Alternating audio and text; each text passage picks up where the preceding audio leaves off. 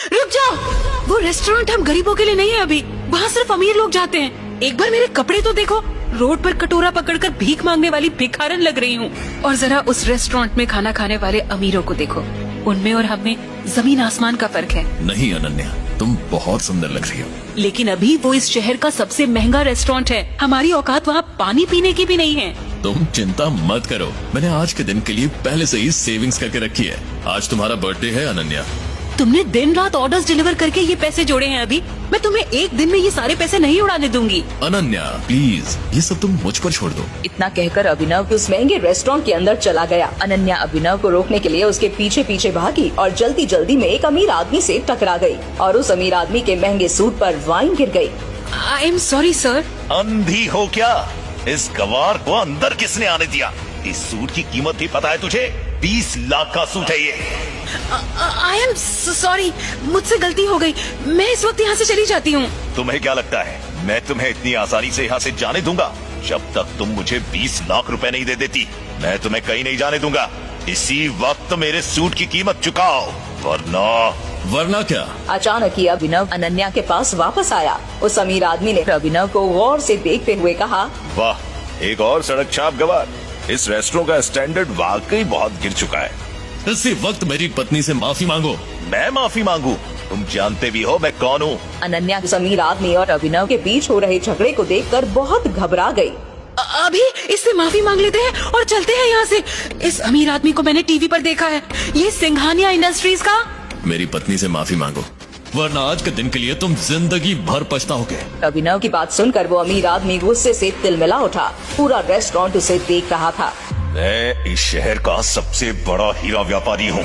अमीर से अमीर लोग, मंत्री संतरी सब मेरे पॉकेट में रहते हैं। मैं चाहूँ तो चुटकी बजाते ही तुम्हारा नामो निशान गायब कर सकता हूँ। और अगर चुटकी बजाते ही मैंने तुम्हारे पूरे बिजनेस का नामो निशान ही गायब कर दिया तो? जब तक वो आदमी अब अभिनव की बात समझ पाता, अभिनव ने अपना फोन निकाला और किसी को एक मैसेज भेजा। अगले ही पल उस अमीर आदमी को एक कॉल आया और उसके पैरों तले जमीन खिसक गई। बेटा हम बर्बाद हो गए, हमारी कंपनी के शेयर्स गिर गए और हमें करोड़ों का नुकसान हो गया। व्हाट? ये कैसे हो सकता है पापा?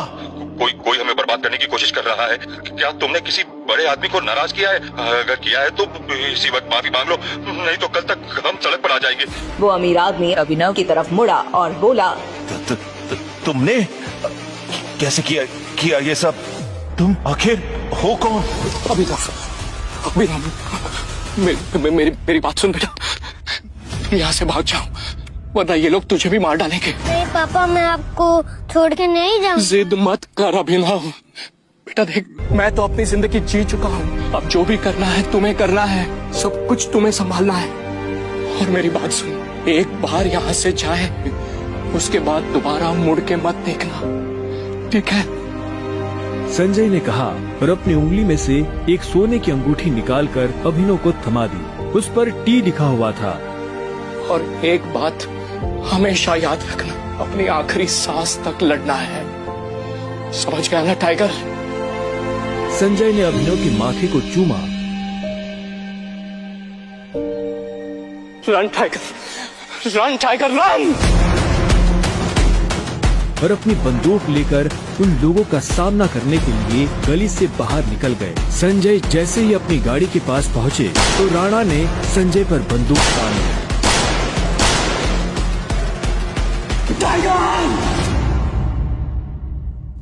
इस कमीने का चेहरा मत भूलना।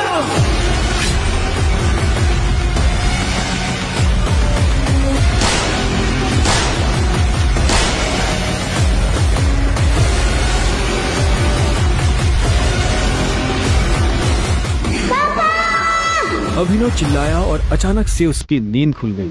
पसीने में तरबतर अभिनव अपने बिस्तर पर उठकर बैठ गया और गहरी सांसें लेने लगा। 18 साल, पिछले 18 सालों से ये सपना इसी तरह से अभिनव को परेशान कर रहा था। अभिनव ने पहले अपनी उंगली में पहनी उस अंगूठी को देखा और फिर बाथरूम की तरफ बढ़ने लगा।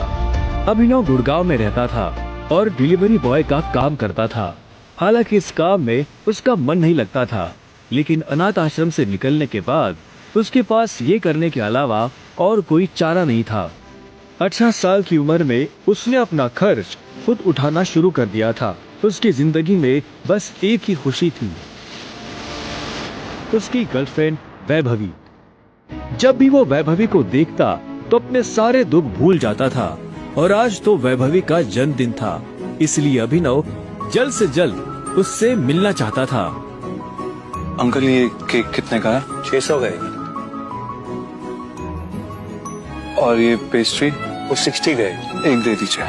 असल में अभिनव और वैभवी ने ये तय किया था कि वो पैसे जोड़कर अपने लिए किराए का एक बड़ा घर लेंगे, इसलिए वो पैसे वेस्ट नहीं करना चाहते थे। Thank you. Thank you.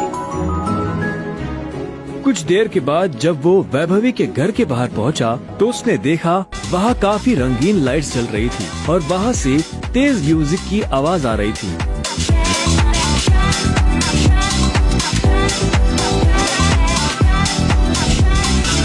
Vaibhavi, ये सब क्या है? ये कौन है वैभवी? देख नहीं रही है, डिलीवरी बॉय है। पर हम तो केक मंगवा चुके थे ना, फिर तूने पेस्ट्री क्यों मंगवाई? ओह, याद आया, ये तो वही डिलीवरी बॉय है ना जिसको तू डेट कर रही थी।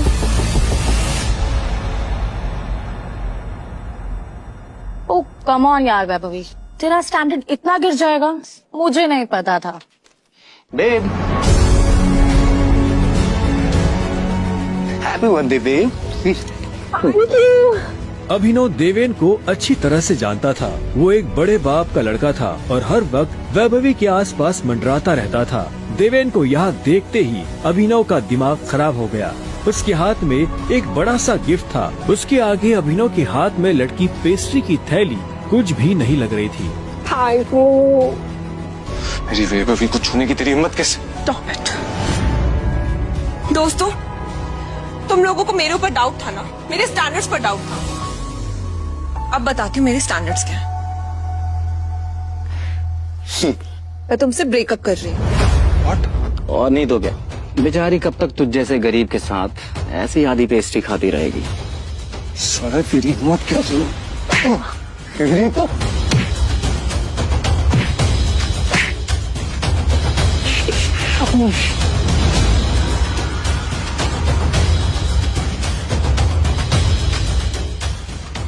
ये तुमने ठीक नहीं किया वैभवी। और अभिनव वहाँ से निकल गया। वो उन दोनों की शक्ल अब और नहीं देखना चाहता था। उसकी आंखों में आंसू थे और उसका दिल बुरी तरह टूट चुका था। हर घूंट के साथ उसकी आंखों के सामने वो दृश्य आ रहा था जिसमें देवेन वैभवी के गालों को चूम रहा था। ये तुमने अच्छा नहीं किया वैभवी, तुमने बिल्कुल अच्छा नहीं किया। बहुत गलत किया तुमने मेरे साथ, बहुत गलत किया। अभिनव धोखे के नशे में डूबकर बेहोश हो चुका था, लेकिन उसके लिए ये रात यहाँ खत्म नहीं होने वाली थी। उधर जब अभिनव सड़क पर बेहोश हो गया था, तब इधर सनी सिंह अपनी गाड़ी में बैठा बेचैन हो रहा था। सनी सिंह की बहन अनन्या उसके गले का कांटा बन गई थी। सनी अपने दादा हरदेव पाल सिंह की नजर में आने के लिए और अनन्या को रास्ते से हटाने के लिए कुछ भी कर सकता था, और आज वो अपनी गाड़ी में अपने आदमियों के साथ निकल पड़ा था अपनी बहन को सबक सिखाने के लिए।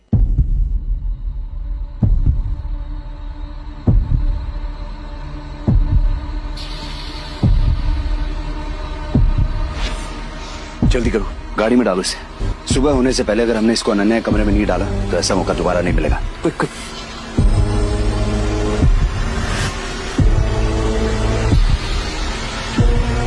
सनी के आदमी अभिनव को उठाकर सीधा रूम नंबर 409 में घुस गए। सही कपड़े उतारो और बेड पे लिटाओ उसको। कपड़े उतारो इसको। उन्होंने अभिनव को बहुत आहिस्ते से उस बिस्तर पर लेटा दिया। वहाँ पहले से सनी की बहन अनन्या सोई हुई थी। सुबह जब अभिनव ने करवट बदली तो उसका हाथ एक नरम हाथ से टकरा गया। अभिनव की नींद टूटी और उसने देखा कि वो एक अनजान लड़की के बगल में लेटा हुआ था।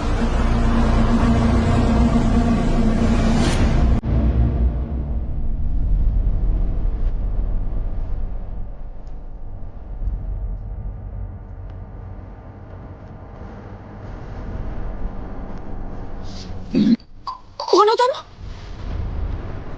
तुम मेरे कमरे में क्या कर रहे हो? तुमने मेरे साथ क्या किया? अबे नहीं, वो मेरे साल में। छी छी छी छी छी छी छी, शेम ऑन यू बहना। मुझे तो तुम्हारे कैरेक्टर पर हमेशा से डाउट था। इतनी बार मैंने दादाजी को समझाया, बोला, पर हर बार बोले मेरी अनन्या ऐसा नहीं कर सकती। लो, कर दिया तुम्हारी अनन्या ने ऐसा। अब पता है दादाजी को उनकी पोती की ये जो रंग रलियां चल रही है इनका से लाइव टेलीकास्ट दिखाने के लिए मैंने उन्हें यहाँ बुला लिया। भाई मुझे नहीं पता, भरोसा करिए। क्या हुआ, कैसे हुआ, मैं जानती तक नहीं इस लड़के को, नहीं जानती भाई। मैं भी, और हम दोनों के बीच में कुछ भी नहीं हुआ। नहीं। इससे पहले कि अभिनव सफाई देता, अनन्या और सनी के दादा हरदेव पाल सिंह कमरे में पहुंच चुके थे। उनके पहनावे से समझ आ रहा था कि वो बहुत अमीर आदमी थे। अनन्या को इस हाल में देख उनकी आंखें गुस्से में लाल हो गई थी। मुझे तुमसे ये उम्मीद नहीं थी। दादाजी, आप जैसा सोच रहे वैसा बिल्कुल नहीं है। अनन्या, तुम्हें अच्छे से नियम पता थे, फिर भी तुमने सारे नियम तोड़ दिए। नहीं दादाजी, नहीं। और तू? जब अभिनव की नजर हरदेव से मिली तो उसे लगा कि वो अपनी आंखों के सामने मौत देख रहा है। तूने मेरी पोती के साथ रात गुजारी है ना? आज से हमारे परिवार के कानून के हिसाब से तू सिंह परिवार का दामाद है। क्या? हम दोनों के बीच में लेकिन कुछ हुआ ही नहीं है। दादाजी, कुछ नहीं हुआ है। कुछ नहीं किया ना तुम दोनों ने, तो क्या ये था?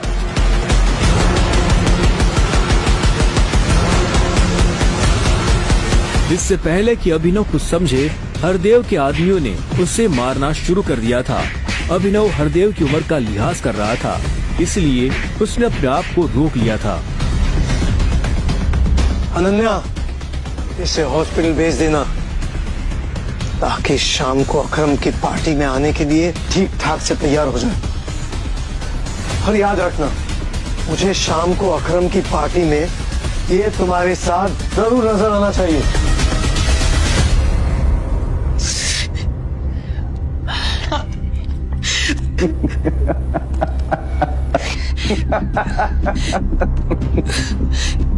क्यों मेरी जिंदगी बर्बाद कर दी तुमने, क्यों? अभिनव के पास इस सवाल का कोई जवाब नहीं था।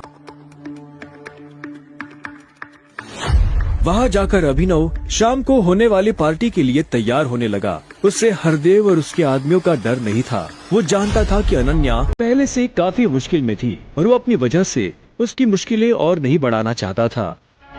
अभिनव के पास ले देकर सिर्फ एक ब्लेजर था, वो भी उसके पापा का। वो जगह जगह से फटा और उधरा हुआ था, लेकिन जब अभिनव ने उसे पहना तो उसकी खूबसूरती ने ब्लेजर की सारी कमियां ढक दी। अभिनव का अंदाजा सही था, अनन्या का घर काफी बड़ा था। वो एक अमीर परिवार की लड़की थी। जितना अभिनव महीने का कमाता था, उतने की अनन्या ने सैंडल्स पहनी हुई थी।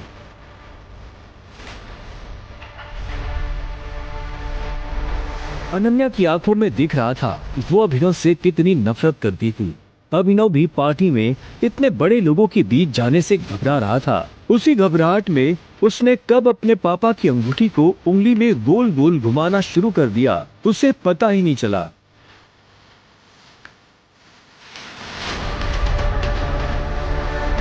इस अंगूठी को उतार दो प्लीज, और करने लगे। सॉरी, पर ये अंगूठी मेरा सब कुछ है।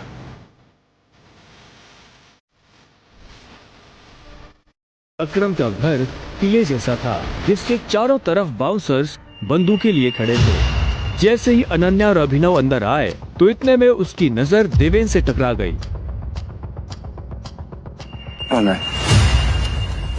तू यहाँ क्या कर रहा है साले? अनन्या, पागल हो गई हो तुम? इस सड़क चौक में ऐसा क्या देख लिया किससे शादी कर ली? जुबान संभाल के बात कर, नहीं तो क्या कर लेगा तू? बोलना, क्या कर लेगा? देवेन भी तैश में आ गया। अभिनव उसके ऊपर हाथ उठाने ही वाला था। इतने में उन दोनों का झगड़ा देख पार्टी का ऑर्गेनाइजर अकरम वहाँ पहुँच चुका था। क्या हो रहा है यहाँ?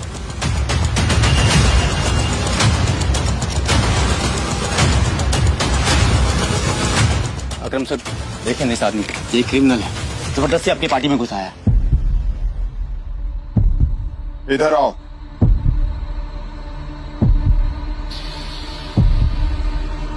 कौन हो तुम और यहाँ कैसे आए? एक्चुअली ये मेरे पति है। अकरम को अनन्या की बात पर विश्वास नहीं हुआ। तुम इस पार्टी में इनवाइटेड नहीं हो। इससे पहले कि मैं पुलिस को बुलाऊं, चले जाओ यहाँ से। Thank you Akram sir. Ananya तुम इससे दूर हो, साला गरीब कहीं का। रुको। अकरम भागते हुए अभिनव के पास गया और उसकी अंगूठी को देखने लगा। मुझे तुमसे कुछ जरूरी बात करनी है, अकेले में। अच्छा चलो। अकरम ने कहा और अभिनव का हाथ पकड़कर उसे अपने साथ अंदर ले जाने लगा। अनन्या, देवेंद्र, सनी और पार्टी में मौजूद बाकी लोग ये देख हैरान हो गए थे। कुछ देर बाद जब वो अकरम के कमरे में पहुंच गए तो अकरम ने दरवाजा बंद किया और अभिनव के पास आकर बोला, मैं तुम्हारी ये अंगूठी देखना चाहता। क्यों? करो बात। मैं ऐसी मांगने वाला नहीं हूँ, बस मुझे इसमें कुछ देखना है, प्लीज।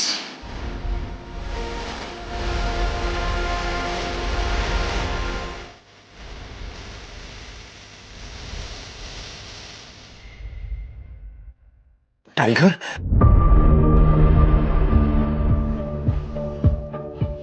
टाइगर?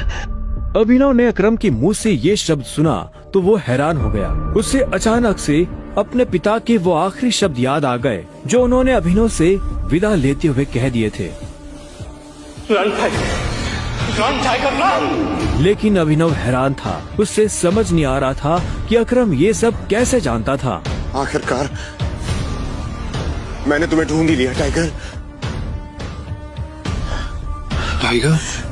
हाँ, पिछले 18 सालों से मैं तुम्हें ढूंढने की कोशिश कर रहा हूं।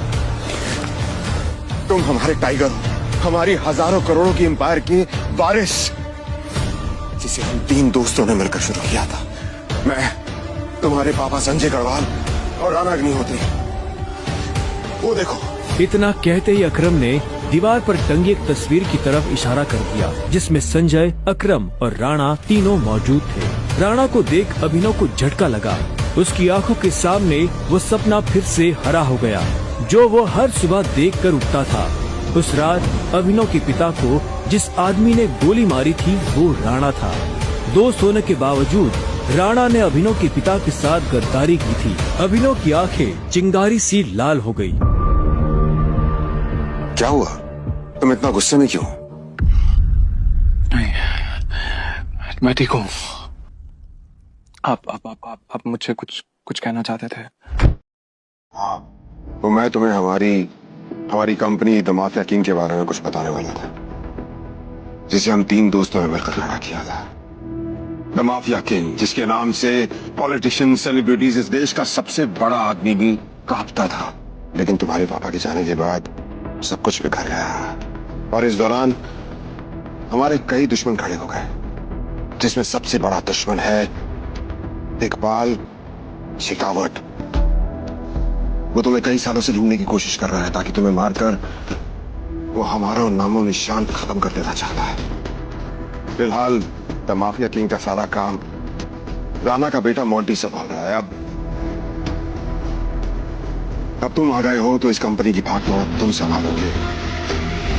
अपने पापा के काम को अब तुम्हें आगे बढ़ाना होगा टाइगर।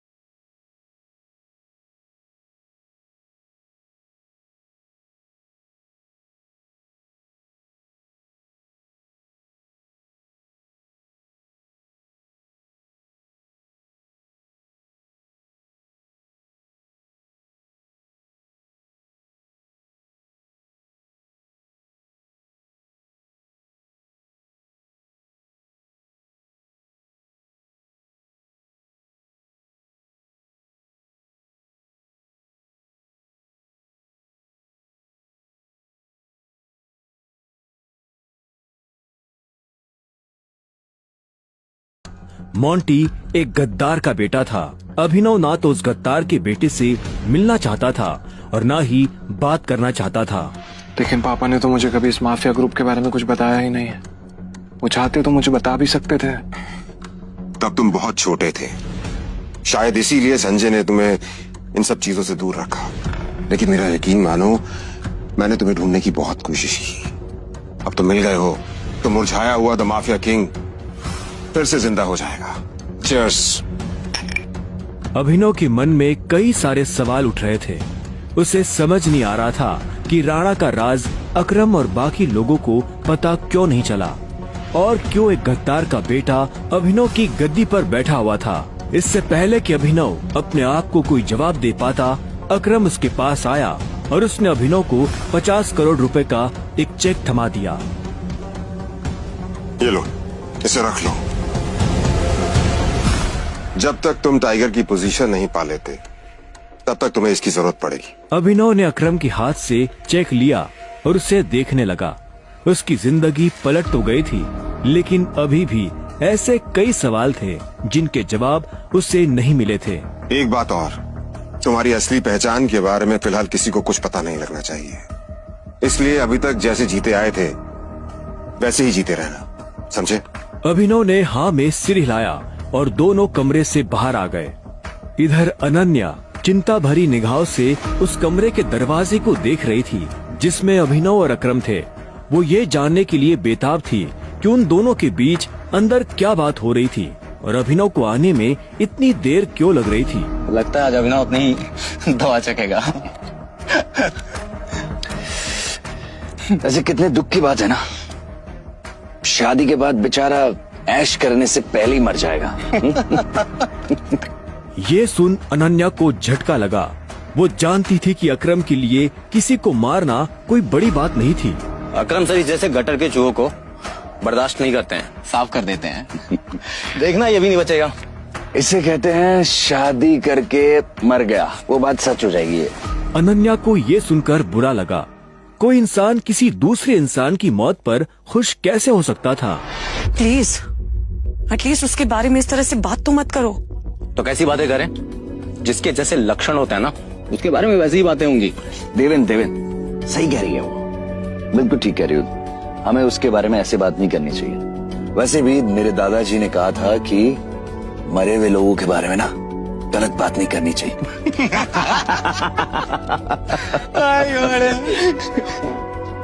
इससे पहले कि अनन्या कुछ कहती, अकरम अभिनव को लेकर बाहर आ रहा था।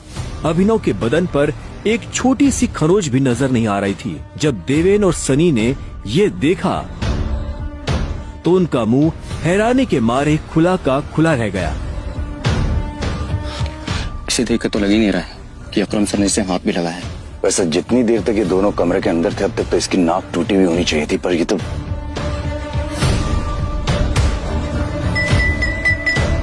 लेडीज एंड जेंटलमैन, मैं आप सबको किसी से मिलवाना चाहता हूं। ये अभिनव, मेरे सबसे पुराने ड्राइवर का बेटा, मेरी ये बहुत अजीज है। ये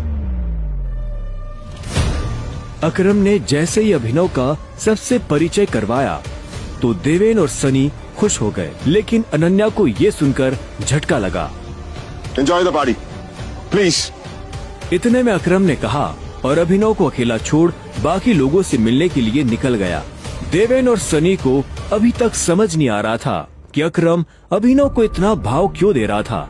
अभिनव को इस बात से कोई लेना देना नहीं था कि सनी और देवेन उसके बारे में क्या सोच रहे थे। उसकी आंखों के सामने बस रह रहकर अपने पिता की शक्ल आ रही थी। उसे वो रात याद आ रही थी जिस रात को राणा ने संजय को गोली मारी थी। अभिनव को ये भी याद आया कि उसे खुद भी गोली लगी थी, लेकिन उसकी किस्मत अच्छी होने की वजह से वो बच गया था।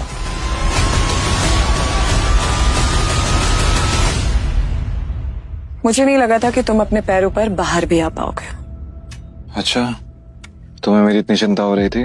ओ प्लीज, मुझे चिंता नहीं हो रही थी, बस तुम्हें तो अपनी चिंता होनी चाहिए ना।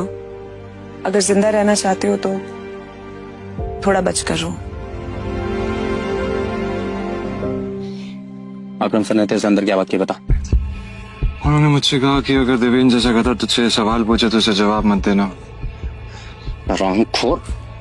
देवेन ने उसे गाली दी, लेकिन अभिनव पर उसका कोई असर नहीं हुआ। उसके दिमाग में इस वक्त पहले से ही कई जरूरी चीजें घूम रही थी। इसके बाद पूरी पार्टी के दौरान अनन्या ने अभिनव से कोई बात नहीं की। मेरा घर यहाँ से पास में है, वहीं ले लो। तुमने सोच भी कैसे लिया कि मैं तुम्हारे साथ तुम्हारे घर आ रही हूँ? तुम्हारी हालत ऐसी है तो पता नहीं तुम्हारी घर की हालत कैसी होगी। तुम मेरी पत्नी हो, मेरे साथ नहीं रहोगी तो किसके साथ रहोगी? सुनो, अपनी ये 2 कौड़ी का लॉजिक ना अपनी जेब में रखो। पहले तुम मुझे ये बताओ, तुम मेरे बिस्तर में कैसे आए? ये सवाल तो मैं भी तुमसे पूछना चाहता हूँ। अच्छी बात है, लेकिन मैं तुम्हारे साथ तुम्हारे घर रहने नहीं आ रही हूँ, मैं अपने घर जा रही हूँ, ठीक है? और अगर इन फ्यूचर मजबूरी भी रहे ना तो मैं तुम्हारे साथ तुम्हारे घर में नहीं रहूंगी, तुम मेरे घर रहने आओगे एक नौकर की तरह, समझे? अभिनव ने पहले उसे देखा और फिर अपनी उंगली में पहनी हुई उस अंगूठी को देखने लगा। अगर आज वो अंगूठी नहीं होती तो पता नहीं उसका क्या होता।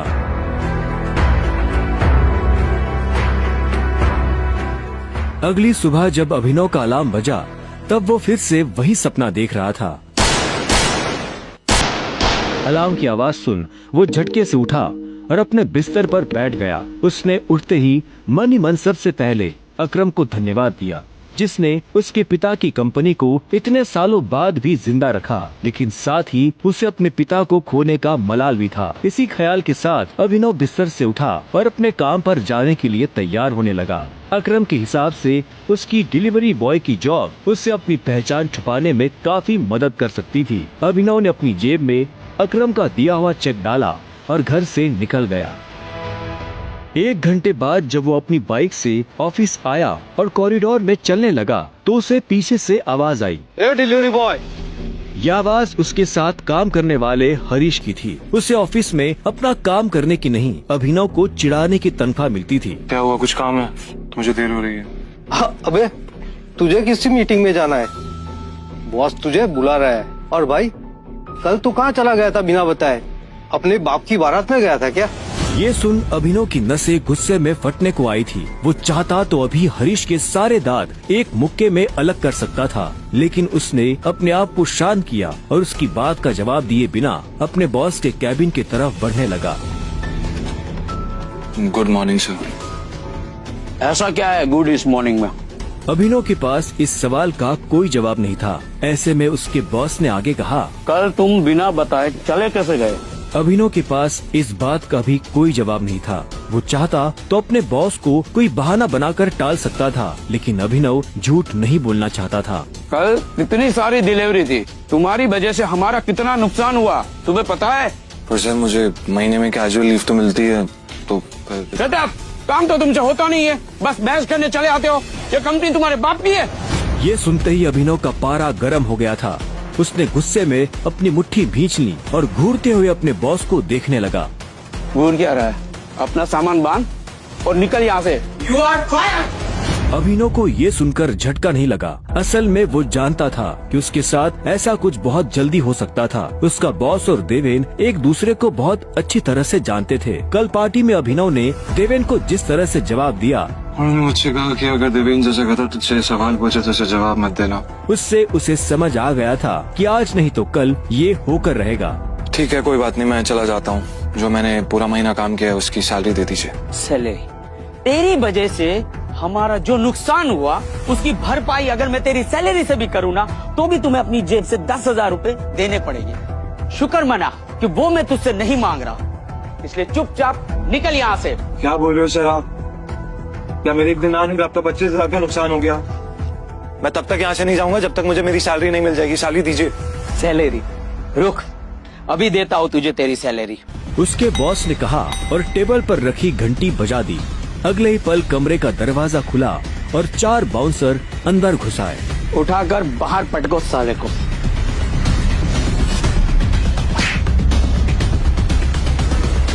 बॉस के मुंह से ये सुनते ही वो चारों अभिनव पर धावा बोलने के लिए टूट पड़े, लेकिन इससे पहले उनमें से कोई अभिनव पर हमला कर पाता, अभिनव ने उन्हें पटकनी दे दी थी। उसने किसी का हाथ तोड़ा तो किसी का पाँव, किसी के पेट में मुक्का मारा तो किसी के पेट पर लात। देखते ही देखते बॉस के सारे आदमी ढेर हो गए थे। बॉस ये देख भौचक्का रह गया था। अभिनव अब सीधा बॉस के पास आया और उसकी गर्दन पकड़कर बोला।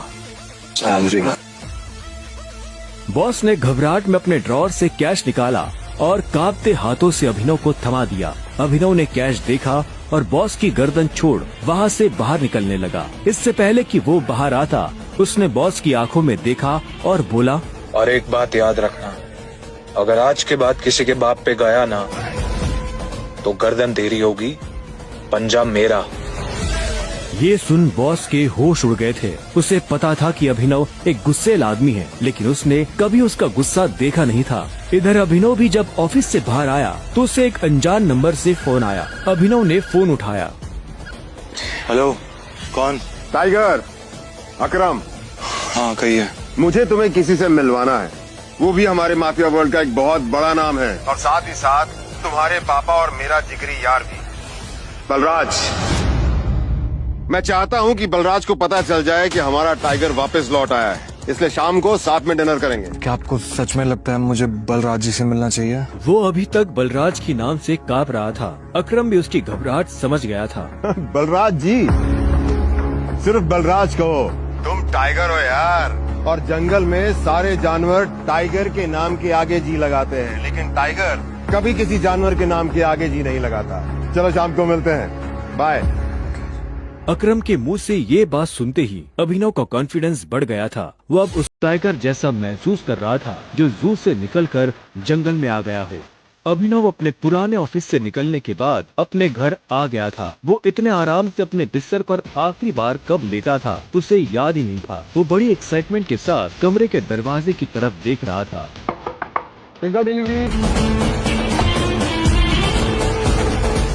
सर, ऑर्डर सिर्फ 500 का था, आपने मुझे 1000 क्यों दिए? तुम डिलीवरी वाले बहुत मेहनत करते हो दोस्त, ये 500 रुपए तुम्हारी टिप। Thank you sir.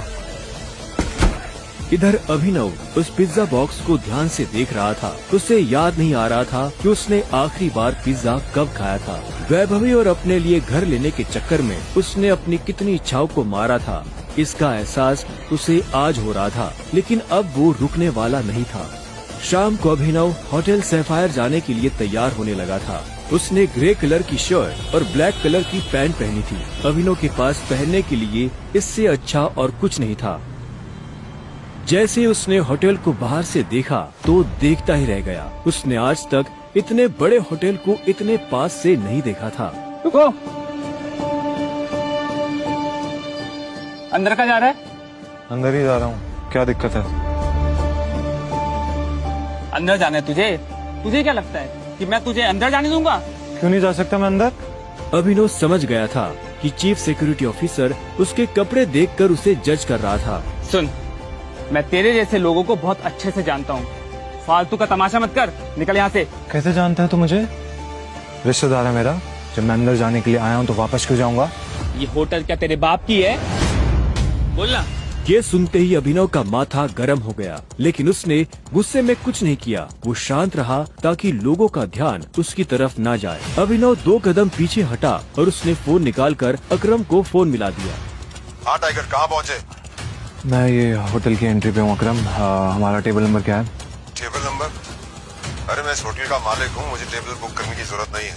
तुम अंदर जाओ, आराम से बैठो, बस मैं पहुँचने ही वाला हूँ। मैं अंदर नहीं जा पा रहा हूँ, यहाँ पे कोई ये सिक्योरिटी वाला खड़ा है, वो कह रहा है कि मेरे जैसे इंसानों को अंदर नहीं जाने देता है। कौन है ये कतार? तुम एक काम करो, 10 मिनट में मैं पहुँचने वाला, तुम वेट करो, ठीक है? और ये इस ऑफिसर की वजह से मैं तुमसे माफी मांगता हूँ। ठीक, नहीं कोई बात नहीं। क्यों? बहुत हीरो बन रहा था ना? मैंने कहा था मैं तुझे अंदर जाने नहीं दूंगा। अगर प्रधानमंत्री को भी कॉल करेगा ना तब भी नहीं, समझा? चल निकल यहाँ से। अरे वो देखो, तुम्हारा निठल्ला एक्स। आ जाओ, मजे लेते इसके।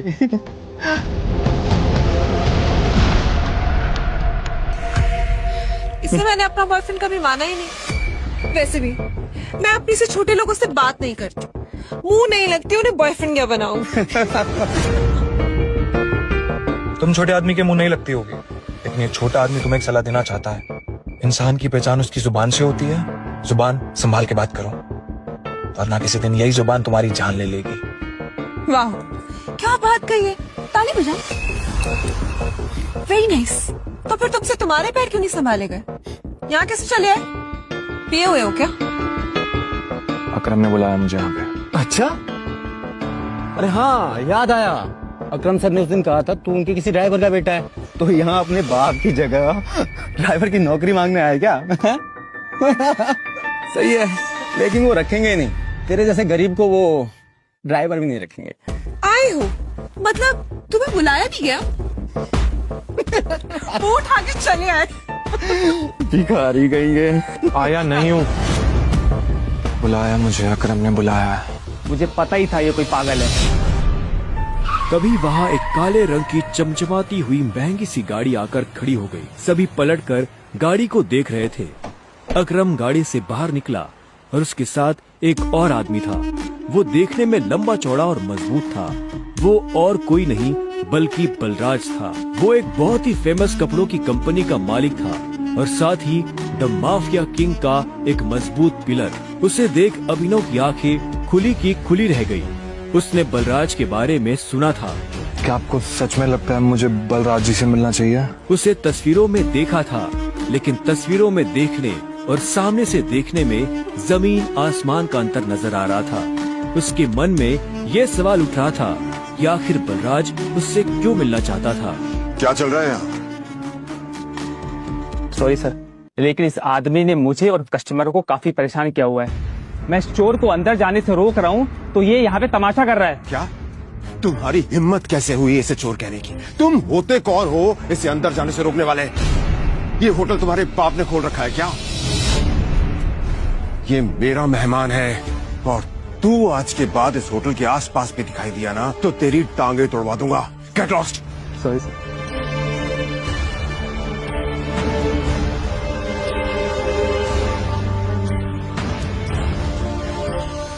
I'm sorry टाइगर, इस बेवकूफ की वजह से। नहीं, असल में तो छोटा आदमी का दुश्मन बना हुआ है आज की। आओ चलो। अकरम ने अभिनव को अपने साथ अंदर आने का इशारा किया। अभिनव अकरम के पीछे चला जा रहा था। उसे महसूस हो रहा था कि बलराज भी अपने भारी भरकम पैरों के साथ अभिनव के पीछे आ रहा था। कुछ देर के बाद वो होटल के एक आलीशान से कमरे के बाहर आ चुके थे। इससे पहले कि वो अंदर जाते, होटल का मैनेजर उनके पास आया और बोला, good evening sir, welcome sir, can I get something for all of you? एक काम करो, जो भी लीकर अवेलेबल है उसकी लिस्ट भिजवा। Sure sir, but sir if you don't mind, अपने होटल में जितनी भी लिकर्स अवेलेबल है मुझे सबके नाम याद है। We have tequila which is of 5 lakh rupees, vodka 8 lakh rupees, biscuit 10 lakh rupees and we have gin जो कि 12 लाख रुपए की है। Sir what would you like to have? Great. क्या है कि आज मेरे यहाँ बहुत खास मेहमान आए हैं, तो इसलिए जो सबसे महंगी है वो भिजवा दो और बाकी सब चीजें भी। Sure sir, I will get the best liquor for all of you. Good evening sir. Good evening sir. Akram, hotel तेरा, शराब तेरी, फिर भी तुम्हारा ये मैनेजर तुझे तेरी शराब की रेट क्यों बता रहा था, जबकि तू कोई भी चूज कर सकता है? वो इसलिए मेरे दोस्त, क्योंकि मैं दिन देखकर शराब मंगवाता हूँ और आज का दिन मेरे लिए, इनफैक्ट हम सबकी जिंदगी के लिए बहुत इंपॉर्टेंट दिन है। इसलिए मैंने हम तीनों के लिए महंगी शराब मंगवाई है। So let's enjoy. अच्छा। आओ। Okay, let's enjoy. अब तुम्हें यहाँ अपनी पहचान छुपाने की जरूरत नहीं है। ये रूम प्राइवेट भी है और सबसे सेफ भी। बैठो। वो एक आलीशान कमरा था। वो तीनों बैठ गए। तब अभिनव बलराज को बहुत ध्यान से देख रहा था। बलराज, आज मैंने तुम्हें यहाँ एक बहुत इंपॉर्टेंट इन्फॉर्मेशन देने के लिए बुलाया है। हमें संजय का बेटा टाइगर मिल गया है, लेकिन फिलहाल वो अंडरकवर है, इसलिए उससे तुम्हें मैं बाहर नहीं मिलवा सकता था। Sir your snacks and drink.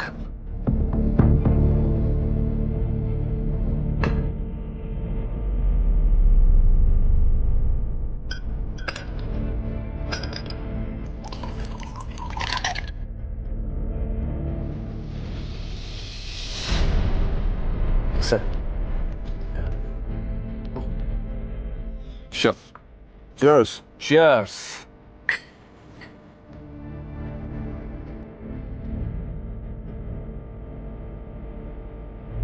तो यही है टाइगर? हाँ, ये है हमारा टाइगर। और मैं चाहता था ये हमारी टीम के बड़े और भारी मेंबर्स से मिलने, और मिलने के बाद जिस तरफ हम बढ़ रहे हैं उस तरफ बढ़ने में ये हमें लीड करे।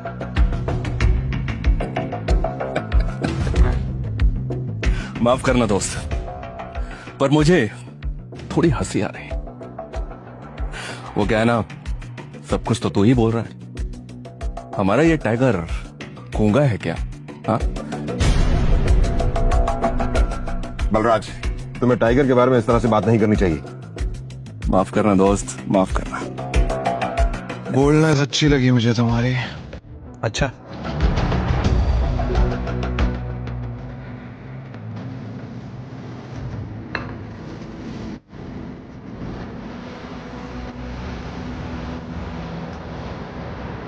हो गए तुम बॉस, लेकिन ये मत भूलना तुम किसके सामने बैठे हो।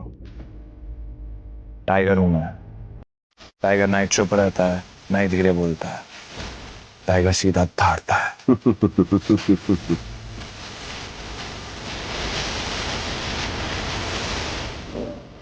तो तुम टाइगर हो, ठीक है। तो टाइगर ये बताओ, इतने सालों से कहां थे तुम? अब ऐसा तो नहीं हो सकता ना कि इतने सालों के बाद तुम हमारे सर पे आके बैठ जाओ और हम मान लेंगे कि तुम टाइगर। मजाक तो नहीं हो रहा है यार? क्यों अकरम, सही कहा ना? हर चीज गति की तुम बात कर रहे हो ना। उसको लिया नहीं चाहता, कमाया चाहता है। आई बात समझ में? अच्छे से जानता हूँ, छीनना मेरे खून में भी नहीं है। मैं इतने सालों से कहाँ गायब था, क्या कर रहा था, ये सब समझाने का तो हमारे पास टाइम नहीं है शायद। और रही बात कि मैं टाइगर हूं या नहीं हूं, ठीक है, तुम तरीका बताओ, साबित कर दूंगा। शाबाश, ये हुई ना बात। अकरम ने मुस्कुराते हुए अभिनव को देखा। उसकी आंखों में अभिनव के लिए गर्व की भावना झलक रही थी। उसने जितना सोचा था, अभिनव उससे भी खूंखार था, लेकिन बलराज के माथे पर शिकन बरकरार थी। उसकी आंखों से पता चल रहा था कि वो इतनी जल्दी अभिनव को टाइगर नहीं मानने वाला था। वैसे भी पूरे ग्रुप में अगर बलराज किसी चीज के लिए जाना जाता था तो वो थी उसकी जिद। वो इस बात को नहीं पचा सकता था कि कल को एक बच्चा उसके सर पर बैठकर राज करे। सिर्फ अकरम की शाबाशी से काम नहीं चलेगा प्यारे, पर मैंने अभी एक्सेप्ट नहीं किया है कि तुम टाइगर हो। तुमने कहा कि तुम साबित कर सकते हो कि तुम टाइगर हो, तो ठीक है, मैं तुम्हें चैलेंज देना चाहता हूं। ये क्या कह रहे हो तुम? Relax Akram, relax. Let's fight, लड़ते हैं। अगर तुम जीते तो हम मान लेंगे कि तुम टाइगर हो,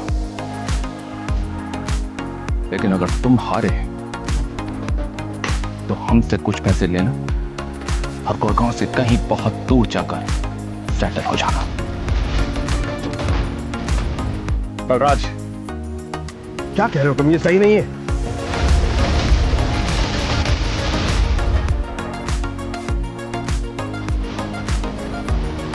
लेट्स फाइट।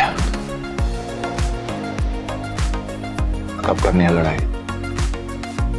ये सुनते ही बलराज के चेहरे पर मुस्कान आ गई। अकरम के होश उड़ गए थे। नहीं टाइगर, होल्ड। देखो, तुम्हें किसी को भी कुछ भी साबित करने की जरूरत नहीं है। That's it. अगर मैं जो भी कर रहा हूँ अपनी मर्जी से कर रहा हूँ। आज जो बलराज मेरे मुंह पे बोल रहा है, मैं नहीं चाहता कल को कोई ऐरा गहरा मेरी पीठ पीछे बोला है। अकरम ने अभिनव की आंखों में संजय जैसे तेवर देखे तो उसने एक गहरी सांस ली और सब ऊपर वाले के भरोसे छोड़ दिया।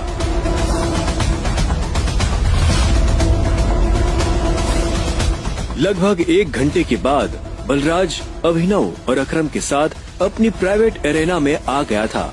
ये वही एरेना थी जहां पर बलराज अक्सर लड़ाई किया करता था। उस बड़ी सी एरेना में उन तीनों के अलावा और कोई नहीं था।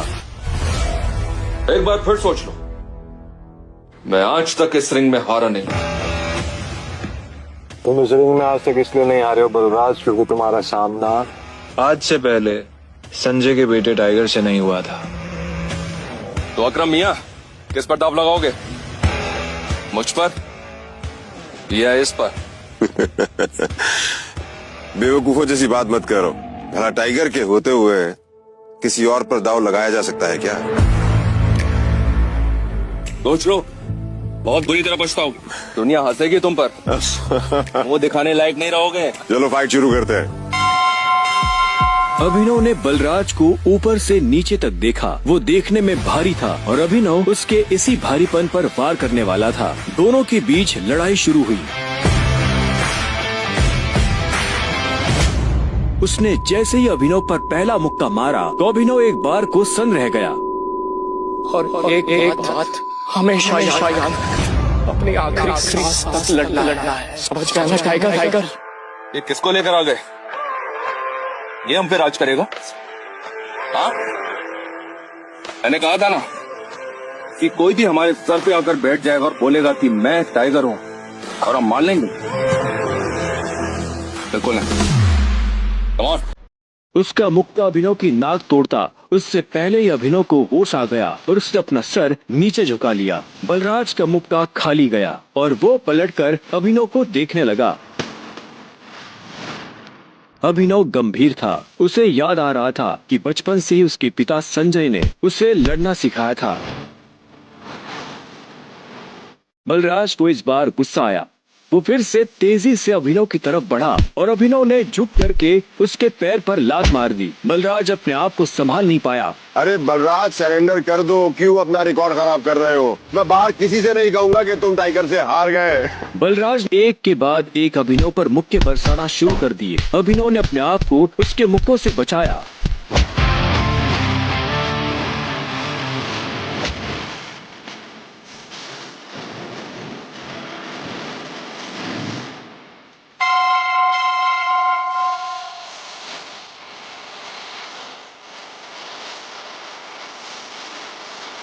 अभिनव ने बलराज को छोड़ा और चुपचाप रिंग के कोने में जाकर खड़ा हो गया। बलराज ने मुश्किल से अपने भारी भरकम शरीर को उठाया और दर्द में कराहते हुए बोला, अकरम, मैं जानता हूँ तो बहुत खुश हो गया आज।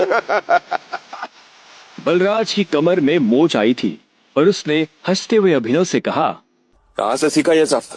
ये सब मुझे विरासत में मिला है, मेरी उस गद्दी के साथ। जरा पियोगे मेरे साथ? आज की पार्टी मेरी तरफ से। बलराज, ऐसे नहीं कहते, ऐसे कहते हैं कि टाइगर जी, क्या आप मेरे साथ शराब पिएंगे, पार्टी करेंगे? इस तरह। टाइगर जी, क्या आप आज मेरे साथ शराब पीना पसंद करेंगे? पार्टी करेंगे? हाँ, ओके। राइट। क्यों नहीं?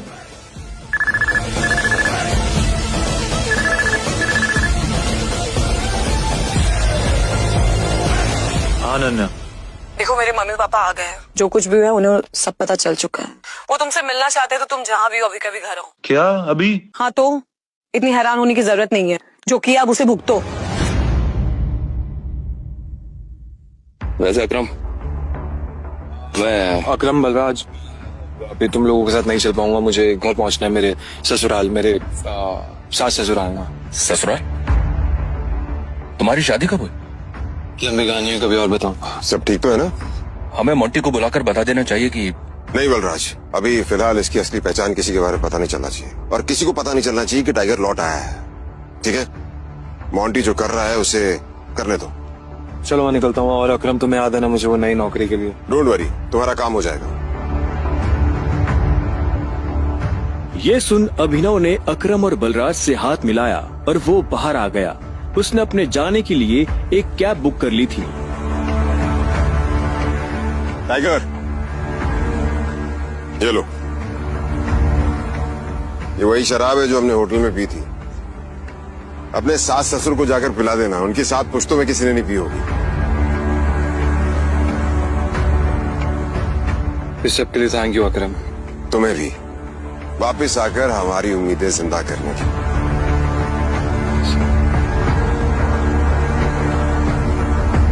अब आजा कि अंदर रिंग में ही रहेगा। कुछ देर के बाद गाड़ी अनन्या के घर के बाहर आकर रुकी। अभिनव नीचे उतरा और गहरी सांसें लेते हुए घर के अंदर पहुंच गया।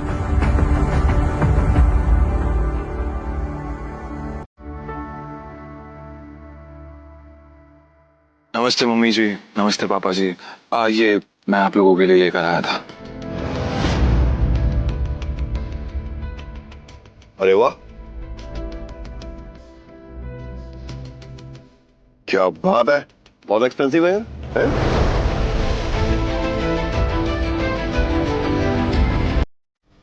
क्या खुशबू है, देख।